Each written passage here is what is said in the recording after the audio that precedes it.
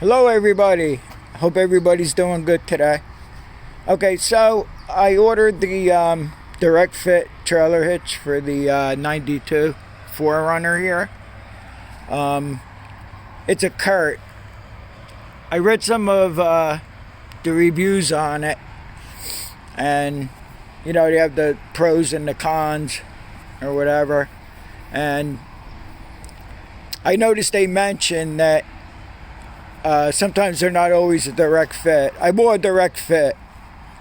I'm expecting to just bolt it up and be done with it, but we'll have to see what happens with this.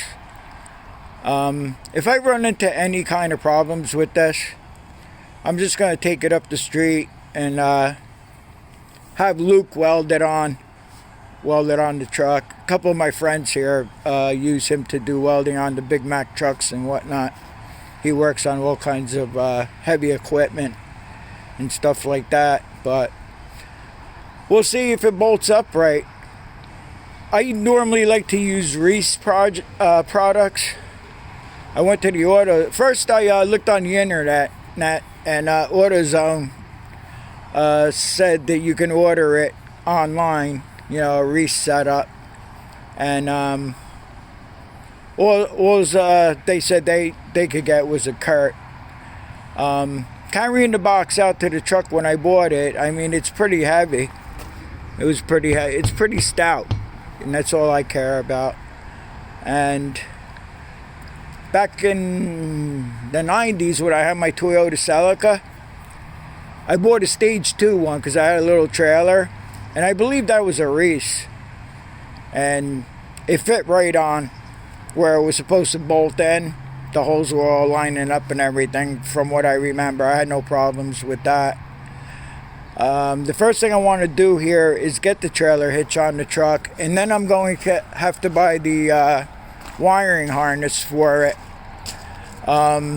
With these Toyotas here, it has separate turn signals, and so you have to buy the wiring harness that has the converter box in it. As a matter of fact, I had to buy one for this truck because this one finally went bad at one time. So I was able to get that at Tractor Supply. I'm not going to go through the trouble of taking the old one out of the truck. You know, I want to get a brand new one, so I'm just going to get a brand new one for the truck. But that's going to be for another video. Let's see what happens with it. So the first thing I'm going to do is I'm going to drop the spare tire out from the bottom. I don't even think it's in the way, but I would like to take the spare tire out, make sure it's got enough air in it. And if I have to clean up the rim and repaint the rim, and I'll lube up all the mechanisms underneath there in case I get it flat and have to crawl under there and get the spare tire out. I had to do it once so far with this truck. I got it flat on the road and everything came out pretty easy, but I think that was 2 or 3 years ago. So I just want to make sure all that is in good shape. So far it looks like in the hardware package everything is there that we're going to need for this. And as we go, I'm not going to be able to record what I'm doing underneath the truck, but once I get like one bracket on, I'll just show you each piece as we go. Well, already it looked like a good idea to take the spare out from under there. And another thing I want to mention is this came with no instructions, so I know there's a left side and a right side bracket. So I'll see if the brackets are marked left and right, but I think it's kind of common sense because you want the flat part to go against the frame. So I'll figure that out and then I'll be back with you.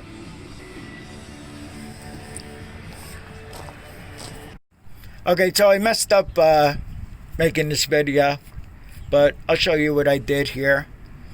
I put the bracket on the right side first here, and what it has is it has a welded nut because this bracket has a slide in between two pieces here. Okay, so the one nut in the bolt here that's accessible. So I stuck the bolt in there, and I put the nut on there, and then I had to take the bolt and I screwed it into the nut that's welded to the bracket here, which fit very nicely. So I did the same thing on the other side here, okay, on the left side. But what I did was I left the brackets loose, and then I put, let me slide under here. I left the brackets a little bit loose, and then I put the cross piece on here, and these have carriage bolts. So I finger tightened them up, got it into place here, and now I'm going to go underneath and I'm going to tighten up the brackets first to go to the frame, and then I'll come out here and then I'll just tighten these carriage bolts up, and it's done. And I do recommend this this Kurt hitch. Everything fit well. I don't know if it's going to on every vehicle. This is a 1992 Toyota 4runner, and it fit fine. So next step will be to go to Tractor Supply, and I'll get the wiring harness for it. So the only wrenches you'll need is for the brackets.